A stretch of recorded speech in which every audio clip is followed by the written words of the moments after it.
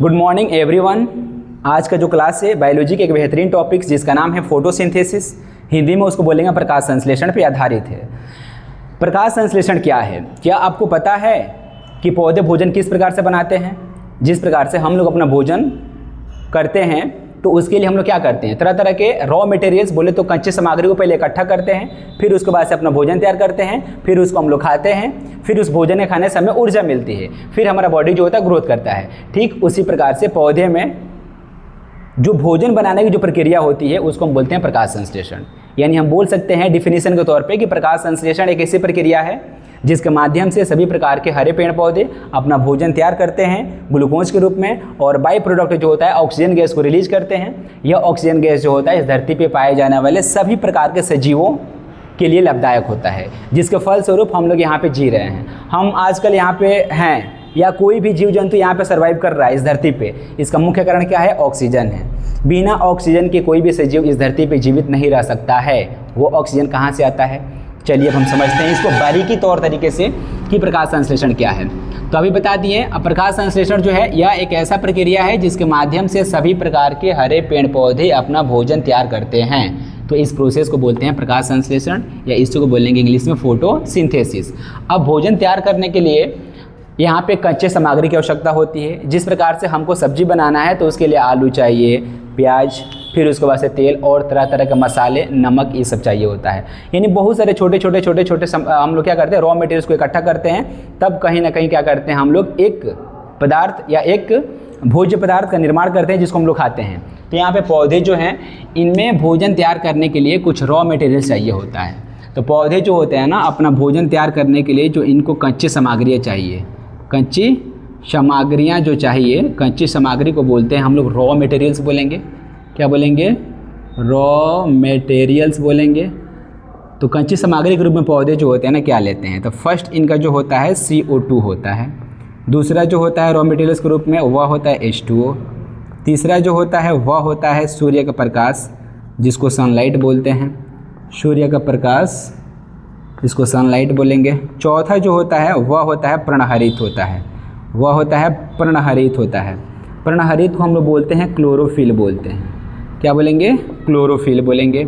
और इसको बोलेंगे सनलाइट बोलेंगे, सनलाइट बोलेंगे। और ये तो हमारा H2O किसका सूत्र है? तो वाटर बोले तो जल का। और ये हमारा हो गया carbon dioxide gas, carbon dioxide gas हो गया।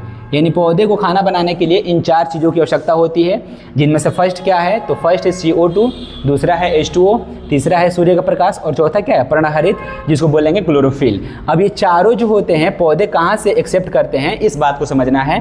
तो सबसे पहले हम यहाँ पे एक ट्री बना रहे हैं। सबसे पहले हम यहाँ पे एक ट्री बना दे रहे हैं। ये हमारा हो गया छोटा मोटा ट्री हो गया। यहाँ पे कंप्लीट हम डायग्राम नहीं बना पा रहे हैं, लेकिन फिर भी यहाँ पे हम एक पौधा बना दे रहे हैं। ये इसकी जड़ें हो गई, ये इसका क्या हो गया? जड़ हो गया, ठीक है ना। ये इसका जड़ हो गया। अब यहाँ पे देखिए, ये जो जड़ में जो होता है ना, यहाँ पे क्या होता है? तो यहाँ पे होता है H2O और खनिज लवण होता है। H2O और क्या होता है? खनिज लवण होता है। बाकी बाहरी वातावरण से क्या करते हैं? पौधे CO2 को लेते हैं। ये हो गया CO2। फिर उसके बाद से यहाँ पे क्या होता है? ये जो भी पत्तियाँ होती हैं ना उसमें क्या होता है? क्लोरोफिल होता है, क्लोरोफिल होता है। क्लोरोफिल जैसे जितने भी पत्तियाँ होती हैं, तो ये हमारा हो गया पत्ती हो गया। यहाँ पे बना दे रहे हैं लीव्स, ये हमारा लीव हो गया, ठीक है ना, लीव। अब इसमें क्या होगा ना कि इसके बीच में क्या होता है? तो इसके बीच में होता है क्लोरोप्लास्ट। हरित लोगों को समझने के लिए सबसे पहले यहाँ पे हमको थोड़ा तनिक क्लोरोप्लास्ट के बारे में जान लें। ये होगा क्लोरोप्लास्ट, इसको बोलेंगे हरित लवक बोलेंगे, हरित लवक। इसी क्लोरोप्लास्ट में क्या होता है? तो इसी क्लोरोप्लास्ट में होता है क्लोरोफिल होता है। क्या होता है? क्लोरोफिल, जिसको हम बोलेंगे पर्णहरित बोलेंगे, पर्णहरित।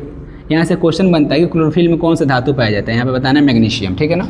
ये क्लोरोफिल क्या करता है? सभी प्रकार के पौधे के पत्तियों का रंग हरा दिखाई इसी के कारण देता है। क्वेश्चन बनता है ना कि सभी प्रकार के हरे पेड़ पौधे के पत्तियों जो हरा क्यों दिखाई देता है?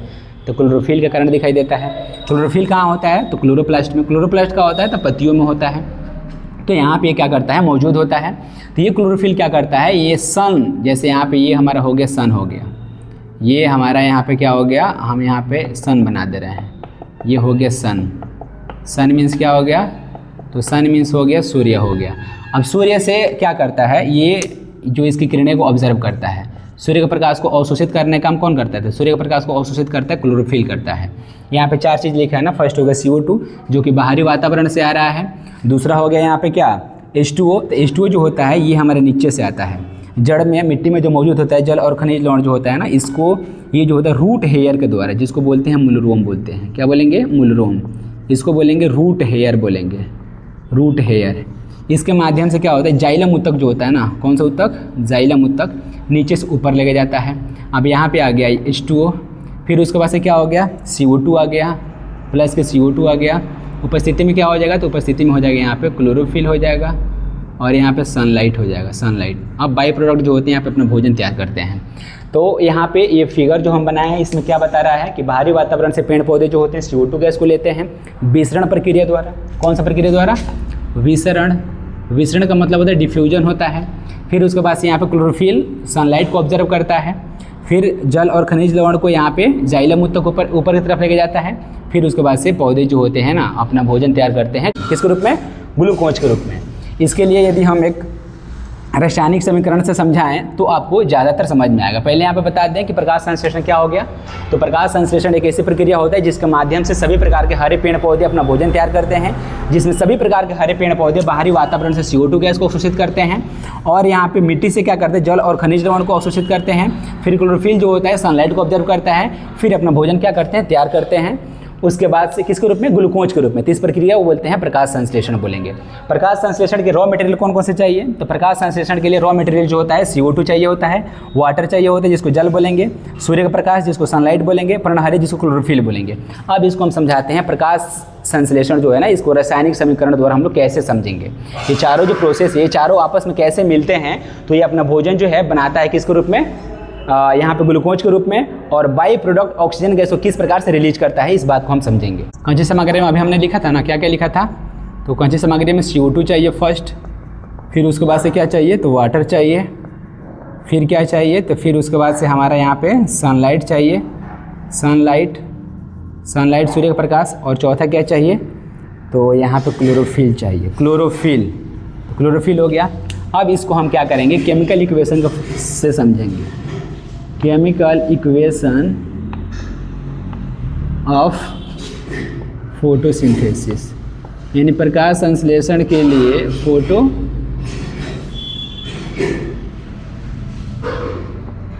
फोटोसिंथेसिस, प्रकाश संश्लेषण के लिए क्या हो गया? रासायनिक समीकरण, रासायनिक समीकरण। अब यहाँ पे समझना है, जैसे यहाँ पे क्या होगा? CO2 होगा, तो यहाँ पे क्या हो जाएगा ना कि 6 मॉलिक्यूल्स CO2 प्लस जो हो जाएगा 12 मॉलिक्यूल्स यहाँ पे वाटर हो जाएगा। और फिर उसके बाद से उपस्थिति कौन सा? तो उपस्थिति यहाँ पे हो जाएगा सूर्य का प्रकाश हो जाएगा, यहाँ पे लिख देंगे सूर्य का प्रकाश हो गया। और फिर नीचे क्या हो जाएगा यहाँ पे? तो नीचे हमारा हो जाएगा क्लोरोफिल हो जाएगा, क्लोरोफिल। इसी को बोलेंगे पर्णहरित बोलेंगे। यहाँ पे ये हमारा हो गया कार्बन डाइऑक्साइड गैस हो गया, कार्बन डाइऑक्साइड गैस हो गया, कार्बन डाइऑक्साइड गैस। और ये हमारा क्या हो गया? वाटर हो गया। और यहाँ पे सूर्य का प्रकाश क्लोरोफिल। हमने क्या बोला कि पौधे जो है अपना भोजन तैयार करने के लिए 4 चीज़ों को लेते हैं। कौन कौन सा? CO2, H2O, सनलाइट और यहाँ पे क्लोरोफिल। यहाँ पे हमने चारों रख दिया है। अब इसके फलस्वरूप क्या होगा? तो बनाएगा अपना भोजन, यानी C6H12O6 प्लस क्या हो जाएगा? 6H2O और बाई प्रोडक्ट जो होगा 6O2 गैस जो होगा ना, यहाँ पे ऑक्सीजन गैस को रिलीज करेगा। यहाँ पे आप देखिएगा तो अपना भोजन तैयार किया किसके रूप में? तो अपना भोजन तैयार किया ग्लूकोज के रूप में। ग्लूकोज क्या है जी? तो ग्लूकोज एक प्रकार का कार्बोहाइड्रेट होता है। फिर यहाँ पे क्या हो गया? तो ये हमारा हो गया बाई प्रोडक्ट जो हो गया ना, ऑक्सीजन गैस हो गया। यहाँ पे क्या है? तो बाई प्रोडक्ट जो हो गया यहाँ पे ऑक्सीजन गैस हो गया। अब इसी ऑक्सीजन गैस को इस धरती पर आने वाले जितने भी सजीव हैं वो सब क्या करते हैं? श्वसन के रूप में लेते हैं, फिर उसके बाद अपने जीवन यापन करते हैं। तो यहाँ पे हमने क्या समझा केमिकल प्रोसेस में कि जब यहाँ पे CO2 और वाटर, फिर यहाँ पे सनलाइट, फिर क्लोरोफिल, इन चारों को उपस्थिति में हम क्या करते हैं? अभिक्रिया कराते हैं। तो यहाँ पे ग्लूकोज के रूप में पौधे अपना भोजन तैयार करते हैं। उसको हम क्या बोलेंगे? यहाँ पे प्रकाश संश्लेषण का रासायनिक समीकरण बोलेंगे। अब क्वेश्चन यहाँ से बहुत सारा बनता है। क्वेश्चन यह बनता है कि प्रकाश संश्लेषण प्रक्रिया में, प्रकाश संश्लेषण अभिक्रिया में कौन से गैस भाग लेते हैं? तो कौन से गैस भाग लेते हैं? तो भाग लेने वाले गैस कौन सा है? यहाँ पे CO2 है। CO2 जो होता है यह प्रकाश संश्लेषण में क्या करता है? भाग लेता है, प्रकाश संश्लेषण में भाग लेता है।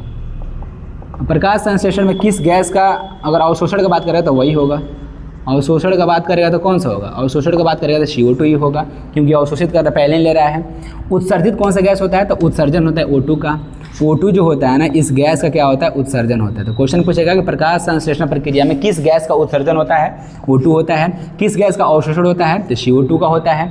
अच्छा, ये बताना है कि प्रकाश संश्लेषण के फलस्वरूप जो पौधे अपना भोजन तैयार करते हैं ग्लूकोज के रूप में, यह भोजन जो होता है कहाँ संचित होता है, तो यह भोजन जो होता है हमारे पत्तियों में संचित होता है। कहाँ होता है, पत्तियों में, पत्तियों में संचित होता है। पत्तियों में संचित ना देकर अगर यहाँ पे क्लोरोप्लास्ट पूछे तो क्लोरोप्लास्ट बोल देंगे। क्लोरोप्लास्ट को क्या बोलेंगे, हरित लवक बोलते हैं, हरित लवक। हरित लवक भी कहाँ है, तो पौधे के पत्तियों में है। तो अगर ऑप्शन में देगा हरित लवक, तो हरित लवक में टिक करना है कि जब खाना वाना बनता है तो हम लोग भी क्या करते हैं, अपने खाना बनाने के बाद से हम लोग किचन में रखते हैं, तो पौधे जो होते हैं ना अपना खाना बनाते हैं तो ये पत्तियों में संचित करते हैं, पत्ती के रूप में, लीफ। और उसके बाद से यहाँ पे क्या हो गया, या हरित लवक के रूप में। दोनों में से कोई एक ऑप्शन हो जाएगा, पत्ती में भी हो जाएगा, हरित लवक में भी हो जाएगा। ये इन लोगों का क्या हो गया, इसीलिए हम लोग बोलते हैं ना कि हरित लवक जो होता है ना, हरित लवक जो होता है इसको हम लोग क्या बोलते हैं, पादप कोशिका का रसोई घर। पादप कोशिका का रसोई घर किसे कहा जाता है, तो पादप कोशिका का रसोई घर हरित लवक बोले तो क्लोरोप्लास्ट को कहा जाता है। बहुत कम टाइम में हमने प्रकाश संश्लेषण क्या है और उसके बाद से इसके कच्ची सामग्री कौन कौन सी हैं, फिर उसके लिए रासायनिक समीकरण कौन कौन सा है, ये हम बताए हैं। ये वीडियो यदि आप पूरी तरह से देखे हैं, समझे हैं, तो इस वीडियो से या इस टॉपिक से आपको 4 से 5 नंबर का question Bihar board examination class 10th में एकदम फिक्स है। इस टॉपिक्स को आप अच्छी तरह से नोट्स बनाइए, अपने दिमाग में उतारिए, और किस किस टाइप से क्वेश्चन पूछे जाते हैं हमने बता दिया। ये क्वेश्चन होगा प्रकाश संश्लेषण क्या है। दूसरा क्वेश्चन ये पूछ देगा प्रकाश संश्लेषण के लिए रासायनिक समीकरण कौन कौन से हैं। तीसरा क्वेश्चन यह पूछ देगा प्रकाश संश्लेषण के लिए कच्ची सामग्री कौन कौन सी हैं। और चौथा क्वेश्चन ये पूछ देगा कि एक प्रयोग द्वारा प्रकाश संश्लेषण प्रक्रिया को समझाएं। तो प्रयोग में वही आपको सब इस बनाना पड़ेगा और उसके बाद से इस सारे प्रोसेस को समझाना पड़ेगा। ठीक है, तो आई होप आपको ये वीडियो अच्छी लगी होगी। मिलते हैं फिर एक नेक्स्ट वीडियो में, तब तक के लिए धन्यवाद। आप अपना ख्याल रखें, पढ़ाई को बेहतरीन करें और मेरे यूट्यूब चैनल को सब्सक्राइब, लाइक और कमेंट करें। कोई भी डाउट्स हो कमेंट करें ताकि हम उसको और अच्छे तरीके से एक्सप्लेन कर सकें। फिर मिलते हैं नेक्स्ट वीडियो में।